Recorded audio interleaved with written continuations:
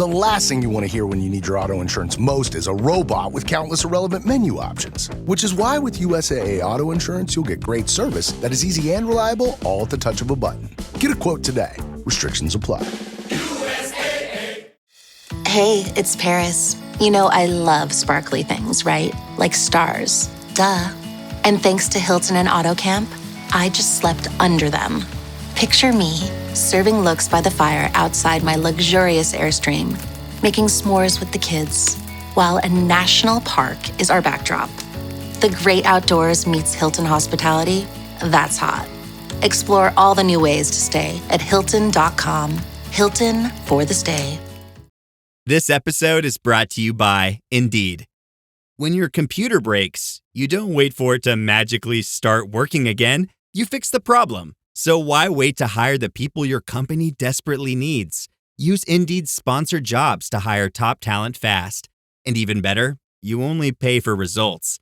There's no need to wait. Speed up your hiring with a $75 sponsored job credit at Indeed.com/podcast. Terms and conditions apply. It's really cool.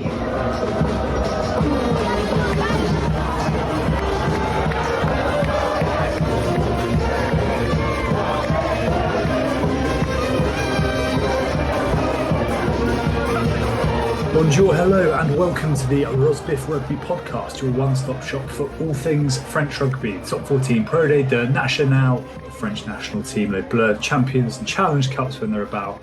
But of course, most importantly, the brilliant towns, cities, bars, restaurants, people, fans, stadiums, everything that makes the French rugby experience something that brings us back time and time again. It is Tuesday. The long evenings are still here, although I think we've just gone past the longest day, haven't we? Which is a little bit of a shame. And there's been a fair bit going on in the world of French rugby, which maybe vindicates our decision to record slightly later than usual. Rob, how have you been? Yeah, all right. Been pretty busy today, but yesterday was not one of my good ones. Recovering from Saturday. You may have noticed in our notes I put a day to forget. I think you had a day to forget. I had a day I did forget. So, yeah.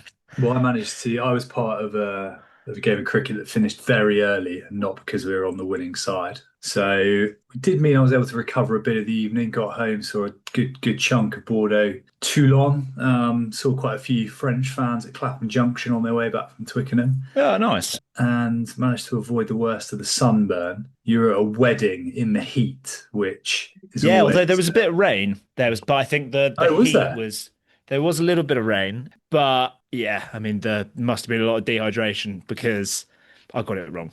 I got it really wrong. Wow. There we go. We'll leave it to us. I'll learn. I'll come back better. I'll take my learnings from it. Have to get better next week and next wedding and next wedding.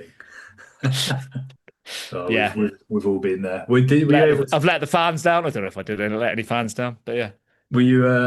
You let the mother-in-law down. You let great Uncle Dave down. Were you able to bust any shapes, or were you that I was long gone by then, mate. No. Oh wow, fair enough. Okay. Well, so if anything, I've let the other party guests down because they were deprived some unbelievable moves on the dance floor. Yeah, they'll be coming back for more. Leave them wanting more, Rob. That's what they always say, isn't it? Yeah. Anyway, onto things slightly more positive, hopefully. French rugby. I think you said, despite the slight hole that you have in your memory on the Saturday through the free champagne and blistering sunshine, you managed to catch a fair bit of this, starting with Toulouse Bayonne. Yes. And actually, maybe before we dive in, shout out to the few listeners, followers who kind of got in touch / showed their wares and how bloody good a time they were having in Lyon. Yeah. Both looked incredible occasions. It looked and sounded bloody warm. And shout out to Trefton in particular for his and his group's giant magnum of red with a little chartreuse to wash it down, which is, we think we said last week in Lyon, is a dangerous combination, but it really is a fabulous city. Yeah. The rugby itself, Toulouse Bayonne, we'll come on to the other one in a bit, but it was maybe a little bit of the two. We thought that the gulf here would probably tell out, and it did in the end. Bayonne shorn of not just some great players, but like such key men as well going in, which you felt was always going to be horrible. Shuzanu, Manu, and Tiberian, if I'm not mistaken, was missing at 15, which was a shame. But despite the result, put up a pretty decent fist of it, or decent fight, made a decent fist of it, whatever the expression is. Well, they as a collective, I don't know whether they did, but Yoris Sagons sit almost single-handedly. I did see someone, it was a kind of world's strongest man type thing of just someone carrying some ridiculous weights on their back, and said Yoris Sagons in the first half, which was pretty apt. I mean, his goal kicking was excellent. His kicking from hand was superb. There wasn't a lot of quality in attack or anything from Bayonne. But I mean, I've been pretty skeptical about Yoris Sagons in the past, but I thought his game management and keeping them in the game and the range of his kicking and the accuracy of it was fantastic, and it did make for a spectacle and kind of made for an interesting halftime debate, and at least pushed Toulouse and forced them to have to win ugly. But I think we kind of said beforehand that with Bayonne they would probably turn it into a bit of a scrap, and they did. And it wasn't the prettiest game by any stretch. Toulouse still played some brilliant rugby. Yeah. Their 2 tries in the first half were so clinical, and they were about the 2 times that they got any sort of line break. So they've still got it. But it was a brave effort, and I think Bayonne have won plenty of fans this season, and they've definitely won a few more on Friday night. They were, their fans brought the atmosphere, but Pena Bayonne towards the end was pretty magical. But they just didn't have enough. They ran out of steam basically, and I think felt like for the last 15 minutes, it didn't feel like Bayonne were really going to win. It felt like Toulouse had it wrapped up, and they probably could have gone through some gears if they needed to. Yeah, it was sort of deal sealed slightly with the Lopez yellow card, because actually before that there was a glimmer. I think when he goes off and it comes from Tom Spring, kind of fudges the ball. Paul Grau takes a really nice quick line out, and Camille Lopez basically sort of, I don't know, it's like he's a centre half trying to like block a last minute desperate attempt to keep the ball off the line. But yeah, I thought from what I saw, they hung him pretty well, and that was a little bit unfortunate, albeit slightly inevitable. A little bit of gloss on the scorecard, as it were, at the end with the final try coming from that brilliant break-up field from Capilla Esteban. Yeah.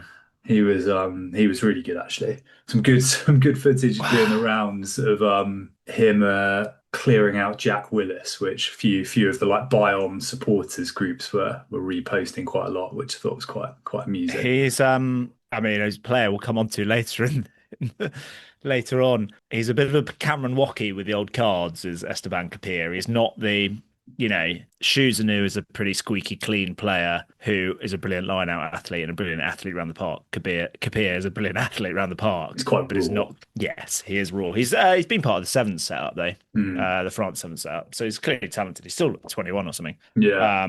But yeah, I thought Mateo Carrera. So I was thinking early on in the game that I've been pretty underwhelmed by him this season, because he's did some ridiculous things in the Premiership with Newcastle and has done a few kind of quite cool things with Argentina. That was comfortably his best game from what I can tell. He was definitely their only threat really in the backs. I thought he was really good, but I think that kind of summed up Bayonne this season. They haven't really had any threats in the backs. They are, especially Mangala. When they haven't got, but when they haven't got man as good as Mori is, when they haven't got Tuolangi, and Mangala as well. Like, yes, he's been brilliant, but he hasn't he scored something like 11 tries, and I think 11 of them before January or something like that, or like 10 of them before January. Like I know he's had injuries, but he's not been quite the all-round unbelievable joke of a player that he was in the first half of the season. Yeah, because kind of first half of the season he was the best player in the league, and he's not now. Or like he's not as kind of streets ahead. He's probably the best player in the league when Bayonne weren't playing their best rugby, which I think says quite a lot. They started off a little bit sticky, but yeah, they you mentioned the sort of fans, and they've definitely brought people's second favourite team, and understandably so. It was pretty cool to see see Manu Tuilagi in the crowd with Yeah. not only the neckerchief but also the Bayonne face The paint. strips, yeah. Which I thought was very good. Like, and then Tiberian had like the kind of scarf neckerchief on. It Yeah. was like they all. I don't know. Foulard, is that what they're called? Yeah, I don't know. It's been. Let's say the result is as expected, but they've had a brilliant season, Bayonne, and looking up again next year, you would think it doesn't feel like a flash in the pan with some of the guys they've got coming in. Hopefully it's laid a really strong foundation going forward, because they've clearly got something pretty good going there. And long may we continue to see them in these semi-final games, because they made quite an occasion of it. Yeah, I think there's some young players. Well, Kapir we mentioned, but Tatafu's been injured. He's still really young. How old is Tatafu? I didn't realise he was 22, 23. Is he really? Wow. Yeah. He basically came over when he was 18 and then qualified. So he's done 5 years, and I think he came over at 18, so he must be 23, I think. Okay. But Martin's the hooker who scored the final try. He's been really good this year. He's still a pretty young player. Tom Spring, I thought Arabe at fullback was actually pretty tidy. We should talk about Toulouse, though, because I think, and I feel like that's indicative of the whole game, that we've spoken so much about Bayonne there, and it felt like the whole narrative around that semi-final was about Bayonne, because it's their first time in the top 14 era. They were the underdogs by miles. Their fans are so people. I think the fact about one thing I love, and I didn't say it last week, one thing I love about that is so good about French rugby and the Peña Bayonne is that like all fans sing it. Like before the Clermont barrage game, there are Clermont fans belting it out. And like that is because people love that song, and people like there are some people in the southwest that don't love Bayonne, but people were loving the fact that they were there. And actually Toulouse played well. Like they defended really well. I don't know, Bayonne didn't really ever look like scoring that much, and that was Toulouse's defence.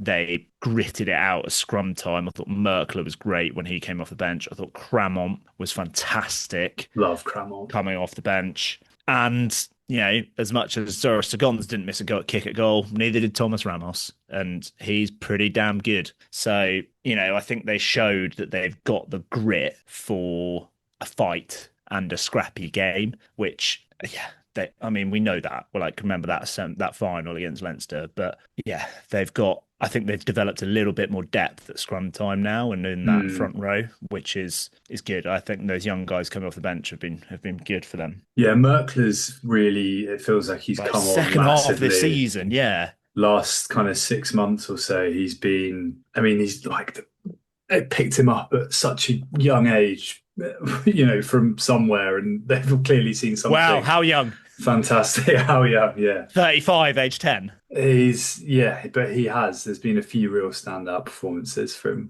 him. And as you say, holding his own at scrum time, and often more than that, which is pretty exciting. One thing about Toulouse, there was a stat from because they had, I quite like the kind of double reporter thing they had going on in the semis. I think this one came from Angus Trade. There are 37 players who scored a try for Toulouse this season. That sounds a lot. 37. Stats mean nothing without a comparative. I've got no idea how that compares, but it sounds a lot. Wow. I don't know. Someone had said 37 players, would be like, that's how many have represented, I don't know. Yeah. Like Van this year or something. Yeah. I wouldn't have said that's remarkable. I feel like that might need a little bit of fact checking, or at least a comparative. Yeah. That's quite something. But that speaks to the depth and the fluency they have, and with kind of players dropping in and out. Some of the players they had just sitting on the sidelines is just an absolute joke. But well done, Bayonne. But Toulouse march on. Yeah.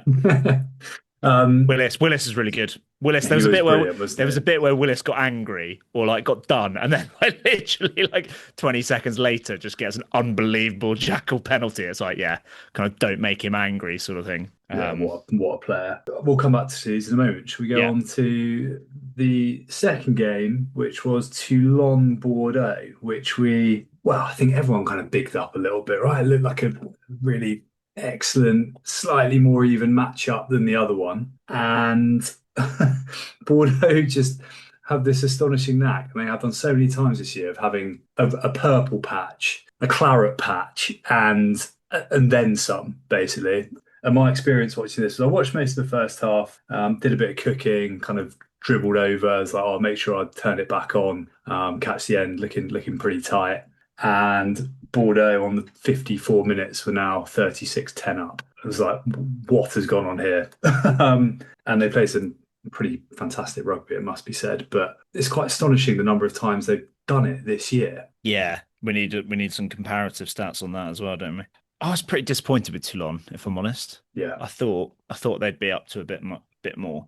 I think Bordeaux had actually just had so much territory and possession, and Toulon, as much as they've kind of this season soaked up pressure and steadily ground teams down, and then kind of with that physicality ground them to dust in the last 20, they didn't really look like that. I think Mertz made a really good point at one point. It's like, I think when Jaminet got outside a couple of times and they kind of didn't quite execute it, or like they didn't quite finish it off in the same way that perhaps UBB would, in that like Toulon don't run nearly as many backs moves as UBB, and I don't think that many teams do run that many backs moves as UBB, but that kind of summed it up, really. Like they tried to run a few backs moves and they kind of worked, but they didn't quite execute them, or they weren't quite as clinical once they got that line break and stuff like that. And I think in a semi-final you need to be, and I think against these two teams, being Bordeaux and Toulouse, you have to be, because they are going to execute their skills so much better.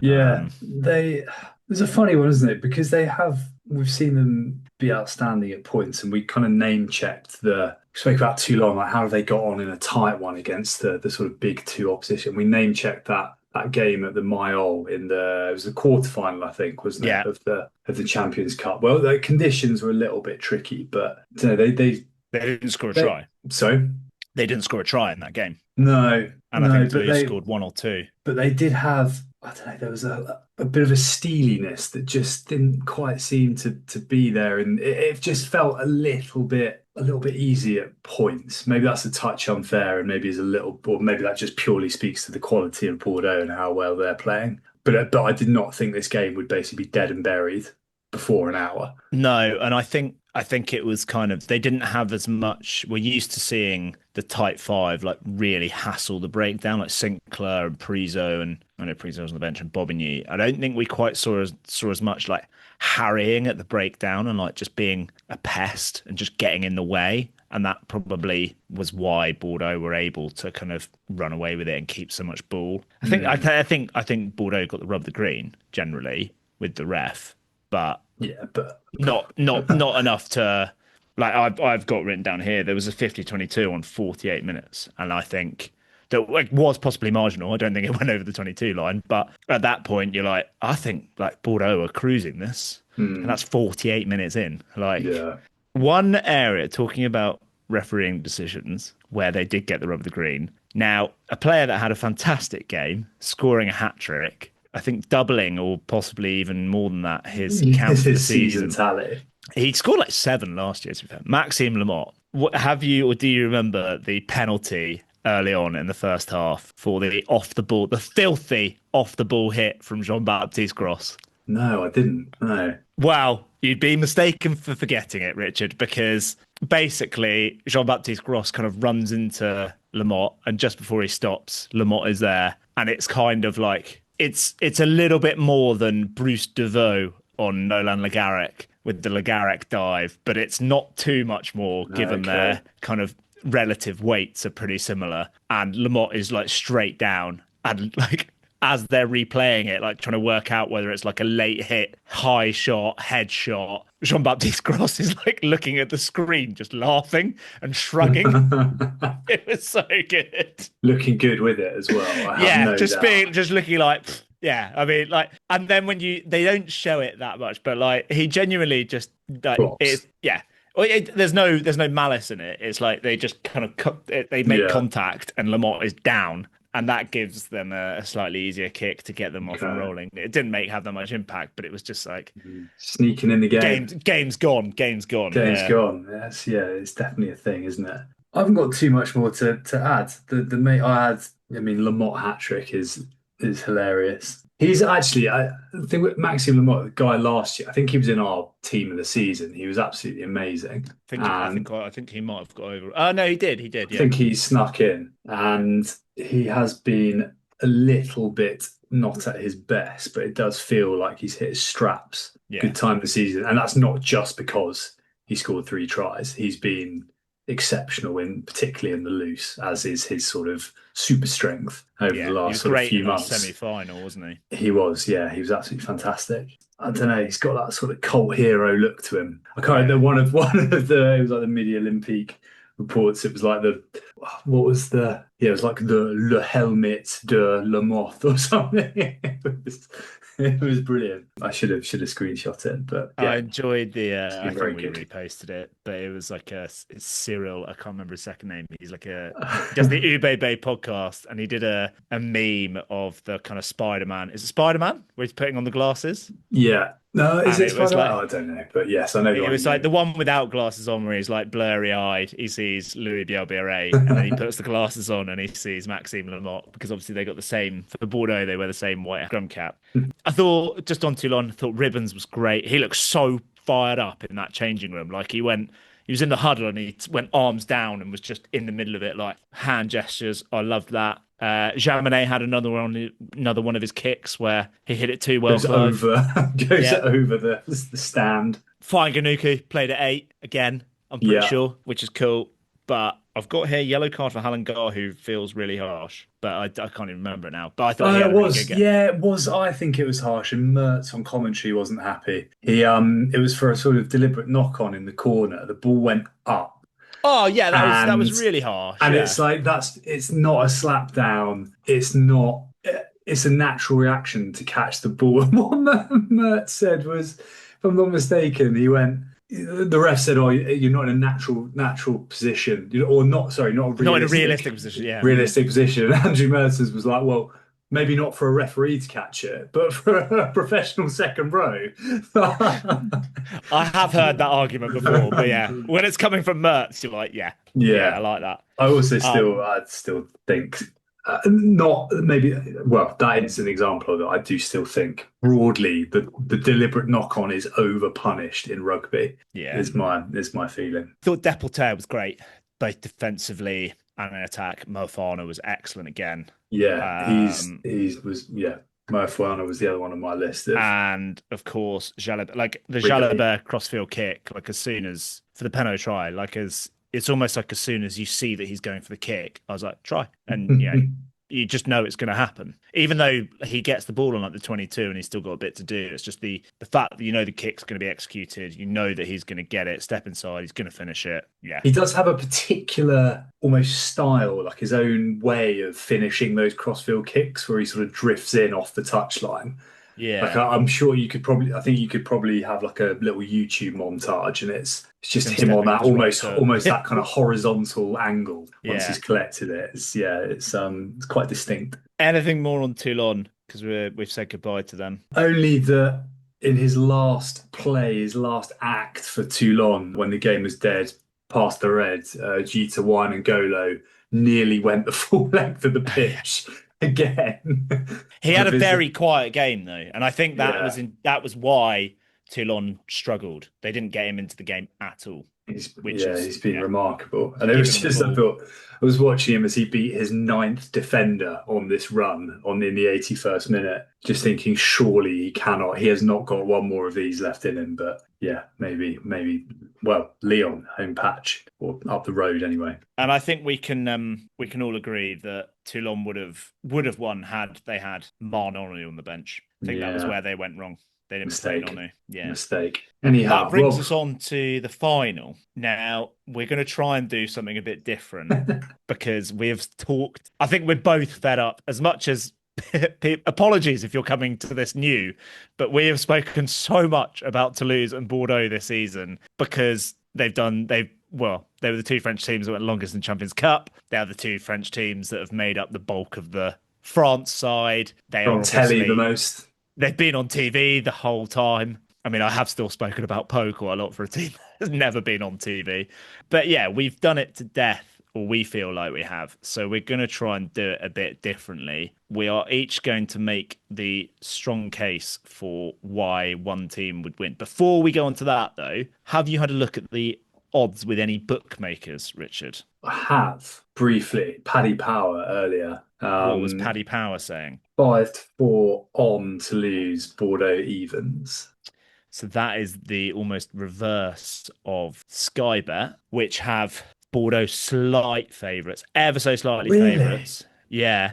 I'm amazed by that. I actually went on, I think they're called Parion de Sports, I went on a French bookmaker today. They had on the pure head-to-head, they were both at 2-1. So, or two, well, I don't know how it was working, but they were both level. Okay.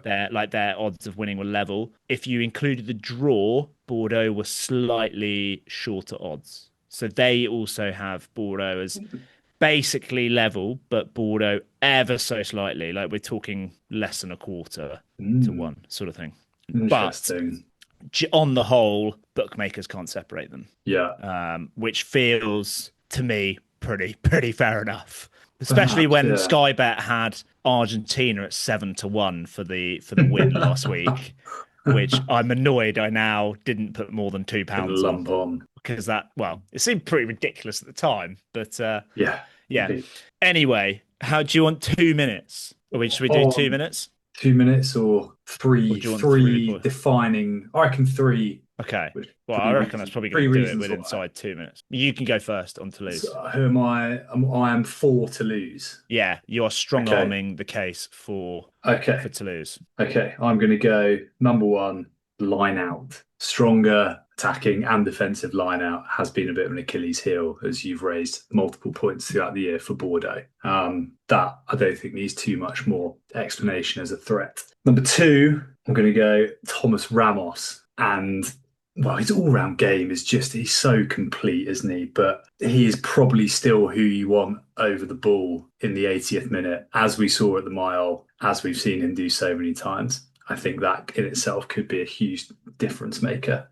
The third reason is a bit more of an intangible, and it's that I think Toulouse, I don't think Bordeaux have already played their final. I think that'd be incredibly unfair on them. But I think there is, having dropped out of Europe when they did, having been stung by Bordeaux a few times this year, that they have so laser focused, such a proud side, and it will sort of almost be inconceivable within that camp that they won't do them when it matters, with a little bit of psychological edge from last year. So I suppose you can group that last one under general Toulouse vibes, would probably be the category it comes under. So that's me. You've got 30 seconds if you want to flesh out any other point. Well, not massive. I mean, what I actually think is that Bordeaux are going to scrape it, but that is you're not allowed to talk about Bordeaux in this 2 minute segment. Well, that's all I'm saying. I'm not giving you my reasons why, but I'm happy to leave it there. If I had a fourth, I'd say the difference that Emmanuel Meafu can make is the outstanding forward on the pitch.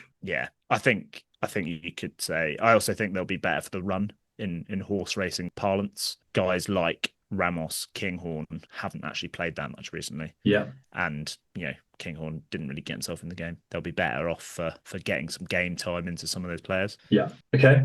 4, Union Bordeaux Bègles to complete historic I'll try and do it in 3 points, but my 2 minutes have started. You touched on it with Maxime Lamotte, hitting form at the right time. I think they are just playing with such a joie de vivre and a vibe. They are all flying. They are all clearly really enjoying their rugby, and they are all in great form. Lamotte scoring a hat-trick, Penaud scoring tries, Jalabert setting up all sorts of things. Louis Bielbiaré will be back next week. I think they're all in just such good form. I think that counts for a lot. They are the form side coming into this. They feel like they're building up a bit of an aura, if that makes sense, like a kind of invincibility that they will have had within the squad. So that's my first point. My second point, to borrow one from you last week, Mathieu Jalabert. They have arguably the outstanding back or player across these two sides in terms of ability, form again, but he can make the difference. He could pull some rabbits out hats, more cliches like that, but he is just playing on another level at the moment, isn't he? And we saw the difference he made in the Champions Cup final. My third point, and I'm going to run out of time. My third point: Antoine Dupont, Paul Grau. Toulouse are a one-man team, and they haven't got that one man. That's my argument. No, I think they like Dupont. I think Paul Grau is a really, really good player. He seems to be getting a lot of stick for a guy that plays really well, defends really well, physical, like passes well, gets on the end of tries, is quick. He was great on Friday. I thought he was great, and he was getting hammered by people like online and by Mertz, and it's like, what? Poor bloke! Like the guy can't do anything right. But they don't have Dupont, and I don't know whether some of those tries that they scored last year in the final happen without Dupont, and whether they have that X factor, whether they can do that kind of weak, whether they still have that aura of we will score from anywhere and we are all just amazing, whether they quite have that aura with Paul Grau, whether they quite get the service or whether they're quite as active around the fringes with their ball carriers because they don't, Dupont sucking in 2 or 3 defenders by himself just around the fringe, and then before you know it, Flamont's through a hole. I don't think they quite have that. Whereas the X Factor players in Bordeaux are all available and they're all flying and they're all used to playing together. Luku, Jalabert, Moefana, Deporter are all in brilliant form and in great rhythm together as a unit. Yeah. I think they're all very fair to sum up before. However, but I haven't quite decided. I think I've just got a hunch that Ubebe might do it. Yeah. I think a combined 15, and I know you hate that sort of thing, and I'm not sure there's any value in a combined 15. I think a combined 15 only has about 5 Bordeaux players, 6 Bordeaux players. I think possibly there's an argument that you don't even pick Penaud. I think if you pick 9, 10, 12, 13 and 11 and 3, and I think arguably 3, but I think that's pretty much it. Interesting. I think I would pick Damien Penaud still, but yeah, it's going to be amazing. I can't believe it's a year ago since that mauling. I don't think it's going to be quite the same this time around. Imagine if it was the complete opposite, like Bordeaux 60-0. Say the final thing I've got on this 2025, and I've been trying to keep track of this, or mentally trying to keep track of this. I'm calling it the year of the bridesmaid. I don't know if you want to call it something else, but those that have always a bridesmaid, never the bride. This is the year that it's finally their turn. So we've had McIlroy in the Masters, PSG won the Champions League, Crystal Palace won their first trophy for a long time. Bath obviously won the Premiership, first time in a long time. Leinster won the URC for the first time. Ubebe won Europe, having been pretty close before. South Africa in the World Test Championship final. They won their first silverware in a major tournament for a long time. There's probably others, if you can think. You've probably got others that you can think of. But there was this weekend a fight back for the perennial winners when Crusaders beat the Chiefs in Super Rugby. It's Chiefs' 3rd consecutive loss in a Super Rugby final. Is that an omen for Toulouse? Are they going to be, as winners, going to win again? Or are we going to see the perennial bridesmaids of UBB or Stade Toulousain or CA Bègles? Are they going to finally get the win? Which would be their first one as UBB. And I think the last win for them was 1991, CA Bègles won. And I think Stade Toulousain is like 1912 or something like that. So nice. Yeah. We've also got here just to round out, at least in finals, the task ahead of Bordeaux. So the last time Toulouse lost in a final, it's quite tricky. Was it 2014 to Toulon? No, they didn't lose the final then, did they? It was in 2008 against Munster in what I assume was the Heineken Cup. They have won. Yeah, it was, yeah. The 10 last finals they've played in, going back to the top 14 in 2008. So top 14, Champions Cup, 3 top 14s, Champions Cup, 2 top 14s, another Champions Cup, and the top 14. Jesus. Wow. It's quite something. Quite some history that UBB are battling against there. That's courtesy of Pablo Guillen, I think so, a journalist for Midi Olympique. Yeah. Cool. Anything else other than to just look forward and await? It was a Friday night last year, right? And it's a Saturday this time around. Yeah, I don't know why it's a Saturday this year. It was a Friday the year before as well, I think. Okay. Or it has been in the past. But enjoy Saturday night. All right. Paris. Back at the Stade de France. Yeah. Could be quite an occasion, that. We will leave it there. We'll be back in just a moment with a bit of international discussion.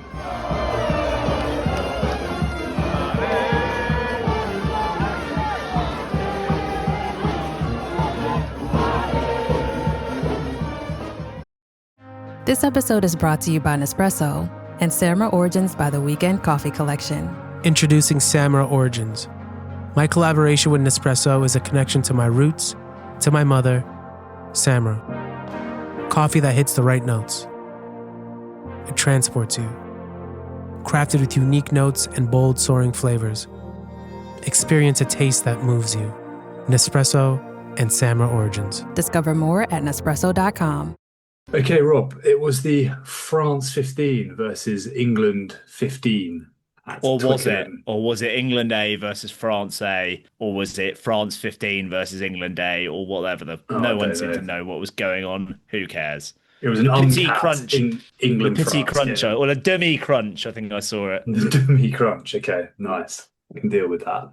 You say no one cares there. I'll be honest, I watched this pretty much in full after it had taken place. I was struggling to care either way a little bit, having said that, cool occasion, some really interesting players on show in both teams. The whole thing just felt a bit damp, squibby was my initial reaction, albeit it was an excellent last-minute win for the French. Roman Taufifenua, not the worst sort of seventh choice lock you could have knocking around to come off the bench. Yeah, have you got much to say on this before we maybe talk about what it means for going forward to New Zealand? Because, let's say, that squad, or the vast majority of that squad, has now been announced. Well, everyone in it is in the squad apart from Mayon Mustan, who I assume got injured because I think he went off quite early. And I think we ended up with Tisserand playing in the backs as a result. I think he was either playing wing or centre. You might have been on the wing. Yeah, you might be right. Yeah, I was pretty disappointed with France, if I'm honest. It was I thought I quite enjoyed it as a game. I thought England played quite good stuff. I thought it was an interesting tactical approach. I thought George Ford was amazing. And I thought some of the England players were quite cool. I loved watching Athsogbe in the first half, albeit a bit of a mixed bag under the high ball, but fair play within the accuracy of kicking is that. And Tom Roebuck is a massive unit, which I hadn't quite appreciated. Yeah. Yeah, I thought it was quite enjoyable. I think 20-minute red cards are a bit shit. Yeah, none of it. Just they certainly added to like the friendly sort of like exhibition game nature, didn't it? Like, oh well, you just clotheslined a bloke. Oh well, you can have another winger in a minute. Like that high tackle from Manifesto Boso. I know you're a big fan of his, a Chiefs fan. That is a high shot on like Hugo Oradu, let alone like, and it's so high. It's like it's a high shot on Roman Taufifenua. Like it's. Well, I think it's probably. I think it probably goes over Hasthorpe, but yeah, it's just a red card. Like, I don't think it was. He didn't mean to kill him, but he was completely out of control. It's a really bad. Like it's like instantly. Like, well, he's clotheslined him. Red card. Yeah. It was not. By not contrast, I thought the Woki, and I know it's been rescinded, but the Woki one. First of all, great effort from Cameron Woki. I think it was on Blue Sky. I said just a brilliant ability to get a card out of absolutely nowhere. And yet again, Cameron has not disappointed us because they scored like a really good try, didn't they? And Jamie George just got like, I think you should have a look at that. And lo and behold, I was like, oh, fine, they're going to give a penalty, like accidental head contact. And then when it comes in for the bunker as a red card, I was like, Jesus, Woki's like, he's not got the luck with him this season. Because he finished, didn't he, as the most carded player in the top 14? Yes. And every time he was still top of that list, I think every time we'd mentioned it, it was just not a dirty player, but his reputation precedes him. He's like Thomas Lavanini all of a sudden. He's like a French Lavanini. But that is what I mean. It's been rescinded. It was a. I think it was. I think it was a yellow card. No, it's a tuck shoulder, but it's not. I don't think it is. Red. It's definitely so a tuck soft shoulder, as well. Like it barely touches him. Yeah. Also, where else is he going to? Like his arm does come up a little bit. Also, where else is he going to put? Jamie George is lying. Jamie George is like lying all over the ball. Like it's. I don't think it's quite as innocuous as I think. I think the problem with this is that the same punishment for the Woboso, basically running as fast as he can, jumping with his arm out as a bloke, getting it a little bit wrong, and also clearing out a bloke who's lying on the ball. Like, I also think there's there seems to be. I'm a bit bored of. I feel like the constant bagging of refs across the board is becoming actually quite shit. But when it's the whole kind of bunker review, like it was all, I didn't quite get it. It was like it was always illegal, so it's a red. I think that was just like straight up incorrect. Yeah, I don't think it was always Because illegal. I guess because anything could be illegal, right? Like if you, it just doesn't make sense to me. But anyway, Well, it's because Cameron the arm's Watkey, tucked. It's because the the arm's tucked. dirtiest player in the world. Well, I look forward to him getting a red in the first test against New Yeah. Zealand because he's back. Or at Yeah. least, there'll be like France will have won the game. They'll have the game won. And 77th minute, Cameron's killing the ball on his own try line. No, I Yellow reckon he's card. going to get away with a bad one. That's what happens. The universe will come full circle. He's going to get away with like He's going to headbutt Wallace Satiti and get away with it. More generally, we'll go into. I don't think we learned anything about people we didn't know about already. So I thought Guillard was excellent and should have won man of the match ahead of Garrick. 2-8s, I thought, were the outstanding players. Him and Willis were the were very. I thought good. Roebuck and Ford were great. I thought Ted Hill was really good as well. And I thought Asogbe was good on the high ball, albeit, as I said, had a little bit like he was the difference maker with the try early on, like the one bit of invention that France did show. I thought Oridu ran the line out well.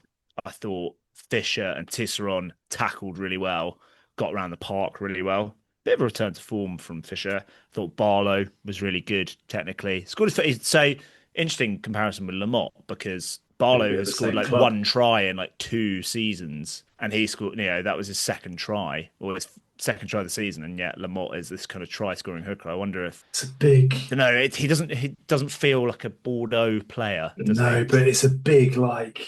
It feels like a big loss for Cast, and that's a lovely kind of yin and yang of hookers. It feels like that, like real set piece solidity. Yeah, I think he's a great player. Astoy kicked well, goals, and looked all right. He seems to have recovered some form. A La Rochelle halfback combination next season. That of the genuinely new guys that we have never seen in a France jersey before, I thought Paul Malaise was probably the pick. Went really well at scrum time. I think he won like a turnover at some point as well. Like he's pretty good, but I don't think we saw much from Duguay, Dungivalo. Help me out. Who else was new? Van Tonda we didn't see much of. Mustan didn't do anything. Van Tonda came on and went off again, didn't he? I think Duguay replaced him. I don't think we saw. I think Odoshio struggled at scrum time a little bit up against Joe Hayes. Yeah, I don't think we saw anything particularly. I thought Guillard at 8 was really cool. Like feels a bit random. I know he started there, right? But I've never seen him play 8. And I kind of assumed when he moved to second row because I'd seen him as an 8, but I remember seeing him like listed as a lock. I was like, well, he's giant and he'll bulk up. Therefore, they're going to move him to lock eventually. And I kind of assumed it was he's a bit lightweight at the moment, but he's fleshing out, and that's why he plays 8. But I mean, why not? He looked more than mobile enough, didn't he? Yeah, as well? He is. Yeah, he's kind of easy to forget how mobile he is. God, someone's quiet. Apart from that, you like that try. I guess that other try. Yeah, he was quiet. As soon as they're free, that Le Garric's going to score that try. But I thought Fiku was really good as well. But yeah, we know. Something tells me he's an all right player, given that he's got 90 caps for France. Yeah, it was a straight. I don't know. The whole thing was a bit strange, and I thought England were the better team, but managed to naff it up again in the last 10 minutes for what seems like the 100th time in recent years. Little bit chaotic, but I did think Jeannot really gave some impetus when he came off the bench. And also, it was another reason I was a little bit surprised Le Garrick got man of the match. Not like Le Garrick had a poor game or anything, but it felt like maybe Jeannot was ever so slightly, bar a couple of big whacks upfield, like slightly more influential. But there we go.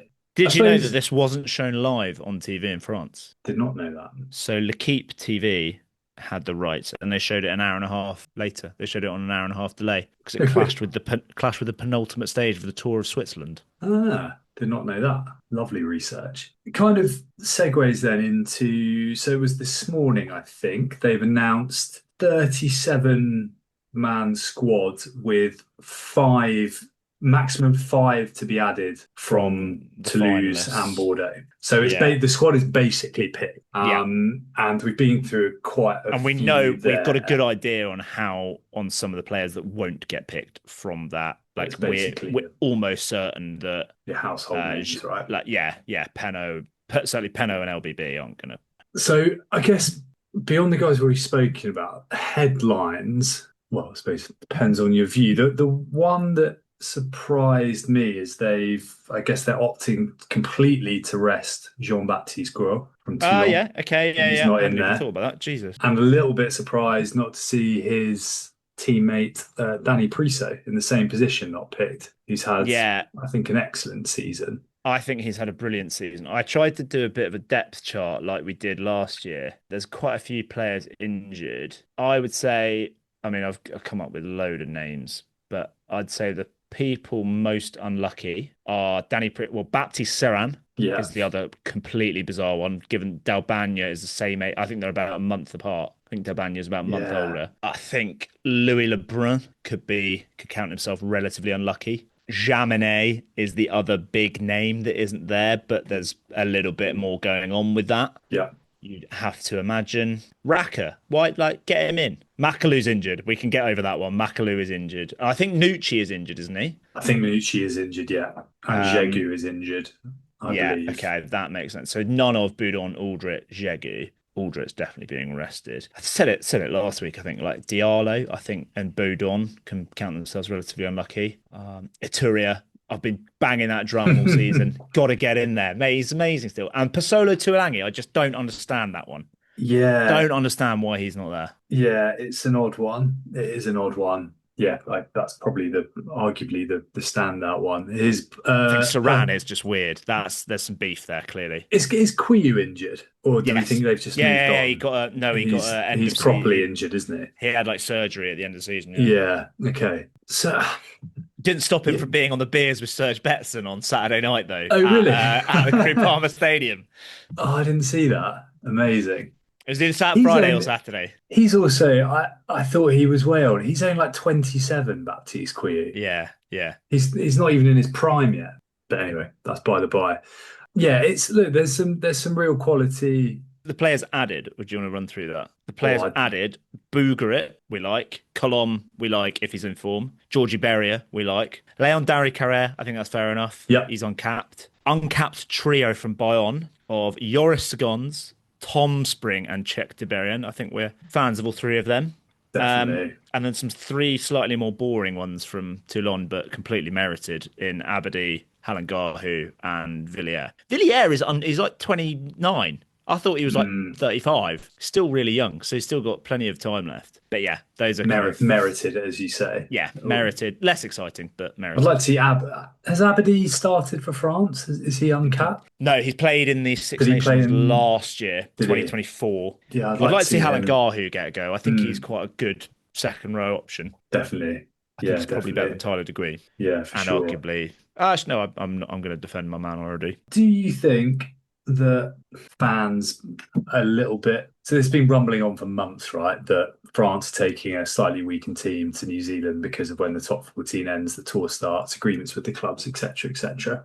Do you think people are right to feel that way? Do you think they're being shortchanged slightly, or does it not matter? I don't think the issue is quite as much the top 14 final. I think it's the resting of other key players. And that's not to say that I think Aldrit or Gross or Antonio should go because they've had long seasons. But, you're missing two-thirds of your first choice front row. Yeah.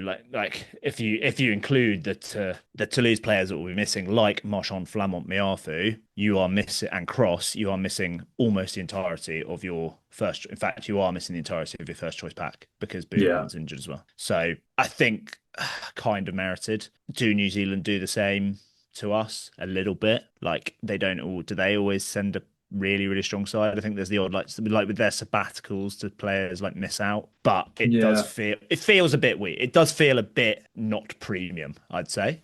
As exciting as something we see these players play and they're really cool, and I'm excited as a French rugby badger to see these guys play against the All Blacks. But to the average fan, are they seeing that side and being like, "Oh, cool"? When you don't see either of Ntamak or Jalabert there or Ramos at 10, you're like, "Oh, okay." Completely. Yeah, I think we're sort of Because I've seen, I think I probably just need to spend less time looking at like reactionary social media posts to these sorts of announcements. Will drive you a bit mad, but a I'm few amazed people you saying found. that I'm amazed you actually, found any amongst the sheer like amount of dross of reactionary posts about the Lions losing to Argentina. That I don't think I've seen anything else on social media this week. saturation, pure Yeah. saturation. But just sort of between actually that some of these French guys are much better than people think, and people saying like the whole tour is a waste of time. I was looking. I did a little, Those people are misinformed. They're not watching the top 14. They're not appreciating the depth of French rugby. no, You know. but in the same breath, of the 23 who played in France's last competitive game against Scotland, 18 will not be available. That's a pretty extraordinary number. But as you say, for us, it'll be really interesting. And who knows? I don't know too much about. I saw Mark Telea's not in the New Zealand squad, so I don't know if that's. They've not had a brilliant season, I don't think. Yeah. Him and Caleb Clark. But Anyway, well, that leads on to the next point, I guess, Yeah. which is the Barbarians. Unless you want to Yes. got anything else. No, not at all. I tabled the Barbarian stuff under Petit-Fours, but we're there. Let's march on. International. I've got it under international rugby. My first thing about the Barbarians, what a fucking shambolic announcement of a squad on Twitter. Like, it's 3 different tweets. It's text only. So they are, from what I can tell, the only rugby team in the whole of the world that hasn't cracked at least PowerPoint, let alone like Paint. Adobe Lightroom or like Canva or Paint. Like, how have they? And they've then done it. They've done a 23 in squad number rather than It's amazing position. So like, so the amount of comments underneath are like, can't wait to see Peter O'Mahony play left wing. Like, it's just how have they I'm done such a fan in an over professionalized, over sanitized, over social media era. Just a bloke with a list. Oh, they're old school. They're old school. Yeah, it's a bloke with an alphabetical list. It's not even that. It's like, yeah, I don't know how they do the squad numbers. I think they've done it in like position, and then because like Will Collier is like 1, and then like Colin Garr is 2. So they've done like props, and then it's literally just a list. Yeah, it's so hard to read. List aside, though, a lot of French-based players. It's a pretty good outfit. It looks like a pretty loose outfit. I mean, I don't know any of these guys, but there's some. Yeah. Well, you've got one bloke who moved clubs mid-season because he got a bit too binned at a Christmas party.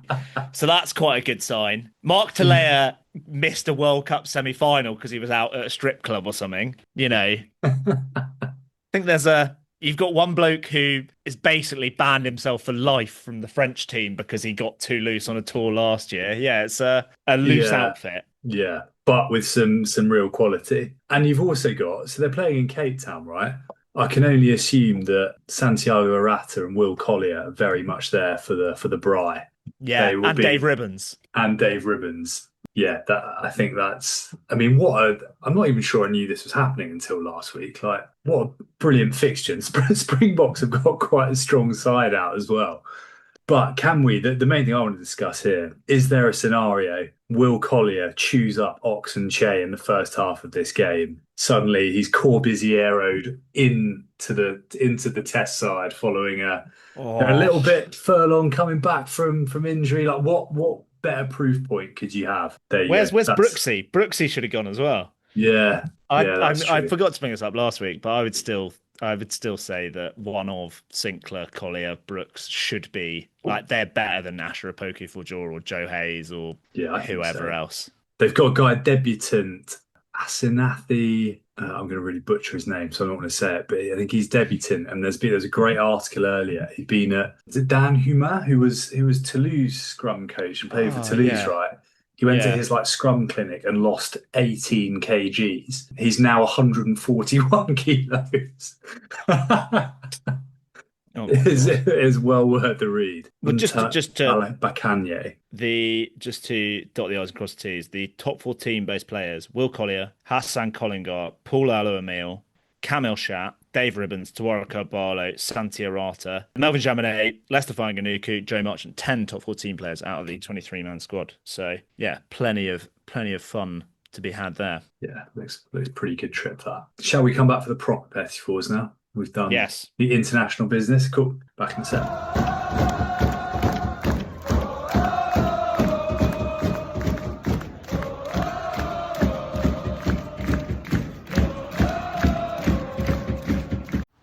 After Zoomies at the dog park, it's time for Drive Up at Target. In goes a big bag of kibble and one squeaky chicken toy for the good boy. Drive Up that's ready when you are, only in the Target app. Just tap Target. Okay, Rob, the saga continues. Went to Merignac a few weeks ago, as we discussed. Saw Cahors play. They went up to San Malo to set up a semi-final at US Tour. Did you see what happened? Yes, I did. I did see it on business. Instagram. Yeah. Did the business away from home. Oh, was it away? Excellent. Away from they home went on their tour. They went on their Colorado. US tour. They went to Colorado. three games in Denver. And they now take on US Vinay, which, looking at this in the final or Federal 2. Yeah. So first time they've been in a final since 2003. Oh wow. They won Federal 2 title against Villefranche-sur-Saône. So yeah, they're traveling to US Vinay. Do you know where that is? No, Paris. No, it's just outside Grenoble. So yeah, down in sort of Isère.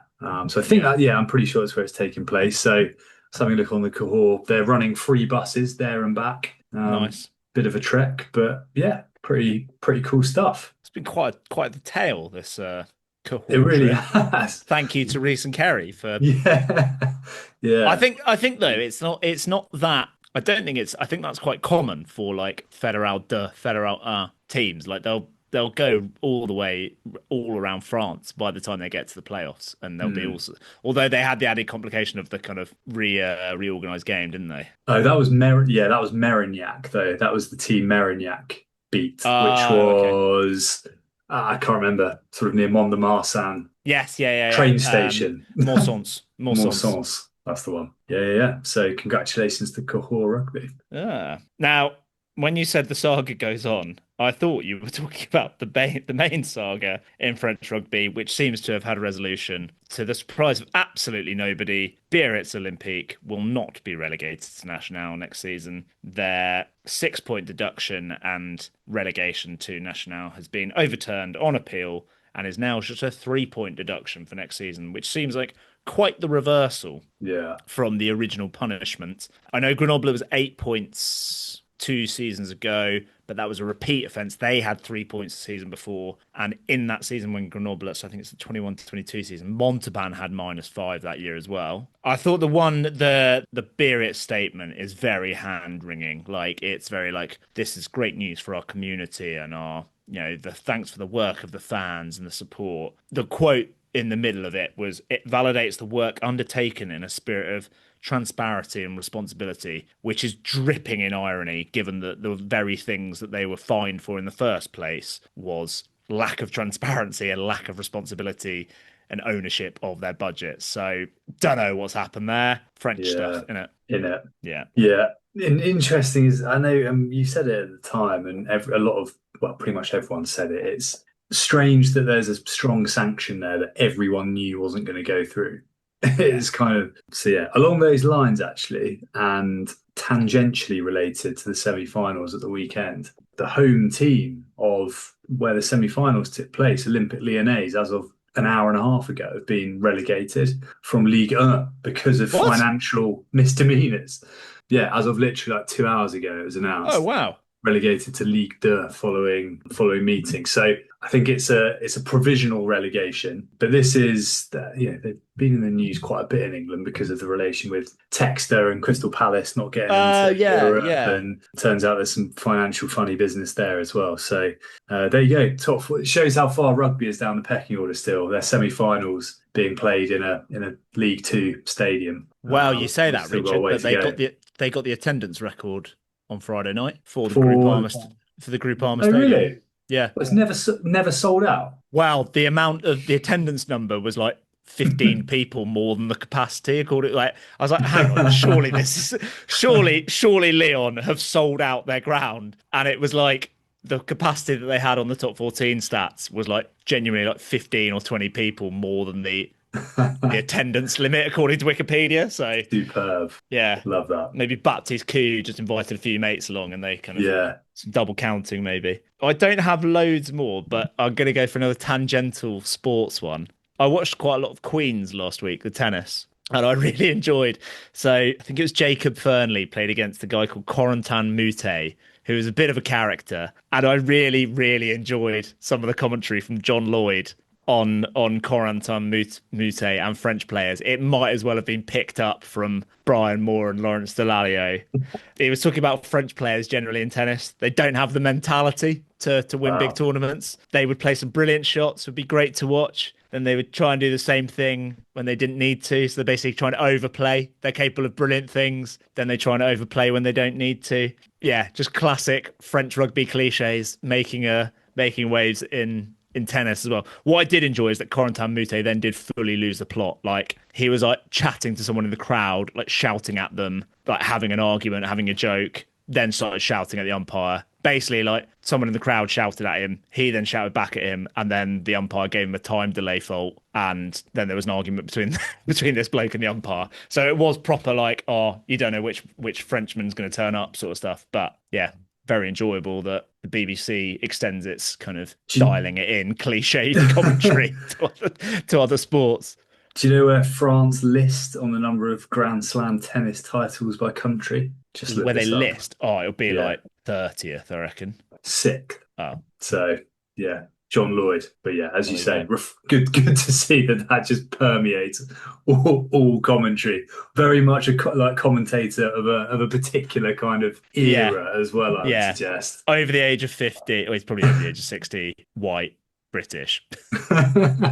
Oh, good to see. I'm going to be on like red alert for that through Wimbledon. I don't know if there must be a couple of French. Just getting for BBC live text. Actually, I was listening to 5 Live earlier, and they had an interview with Marion Bartley, which was she sounded absolutely hilarious. So perhaps she'll be doing a bit more with the BBC to redress the balance.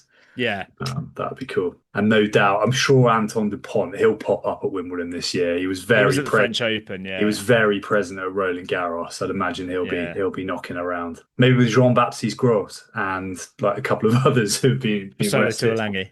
Love it. I've got a few transfer things. Cast announced a wave of signings today. The most exciting ones, there was an under-20 fly half, who I can't remember the name of. Adam Vargas, who was very good for Valence Romance. He's off to Cast. As was our man Remoto Tambua, who was very quiet this season for Oyan but was brilliant at Mont de Marsan the season before. He's gone to Cast till 2028. I've seen Robin Takola rumoured to pretty much everywhere now that Van have gone down, and he's quite a talented young French player. Toulon, Montpellier, Bordeaux and Bayonne were the ones that I saw referenced. Talking of Van centres though, Francis Saili has extended his contract till 2027 at Van, which is cool.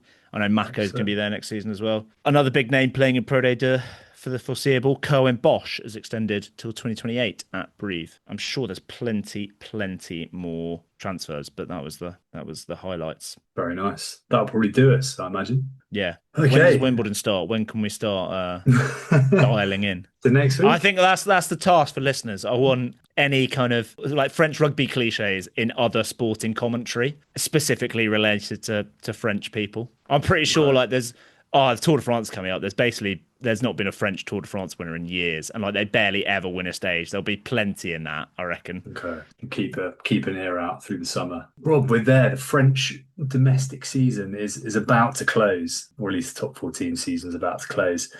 Very much look forward to UBB Toulouse. Very much look forward to seeing how Cahors, more importantly, get on at US Vinay. In the meantime, follow us everywhere at Rosbiff Rugby. Email us rosbiffrugby@gmail.com. And I think that's pretty much it. Any closing words? Comment. Don't know. Did we have any comments on Spotify last week? Don't know.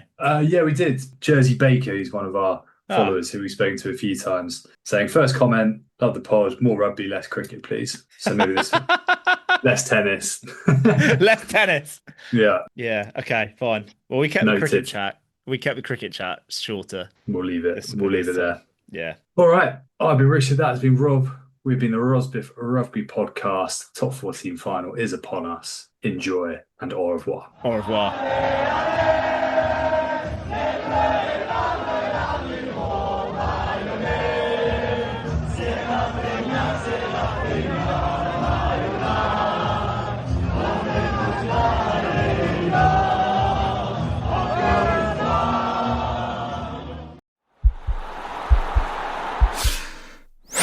This podcast is part of the Sports Social Podcast Network.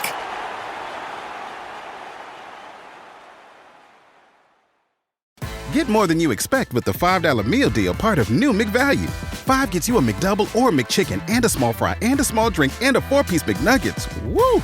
New McValue at McDonald's. Prices of participation may vary. McDouble meal $6 in some markets for limited time only.